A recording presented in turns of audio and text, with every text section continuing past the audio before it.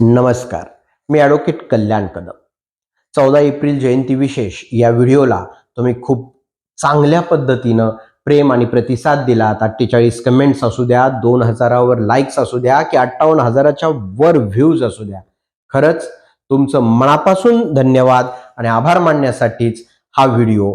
कारण त्या दिवशी ह्या आत्ताच्या 14 एप्रिल 2026 चीच गोष्ट आहे की मी सकाळी सकाळी जयंतीच्या निमित्त खूप उत्साहानं गेलो होतो आणि उत्साहानं गेलो आणि तिथे फक्त 3च जणांची भाषण आणि त्यानंतर एक माननीय महोदयांची भाषण होती. त्या 3 जणांमध्ये एक खूप छोटा मुलगा होता, बाकी वरिष्ठ होती.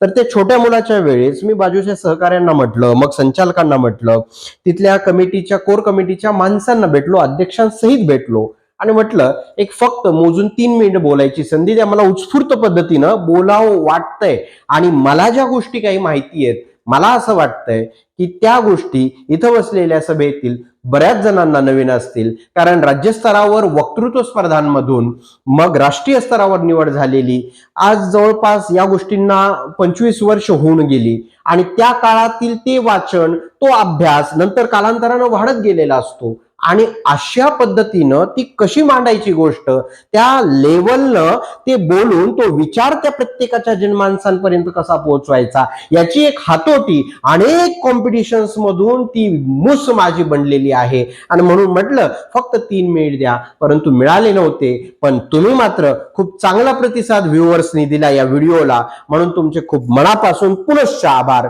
आणि त्यातच काही कमेंट्स येतात, त्यामुळे मला एक सांगावंसं वाटतं, तेवढं नक्कीच ऐका की शिवरायांचं स्वराज्य आणि बाबासाहेबांचं संविधान हे सामान्य माणसांच्या जनतेच्या कल्याणासाठीच होतं.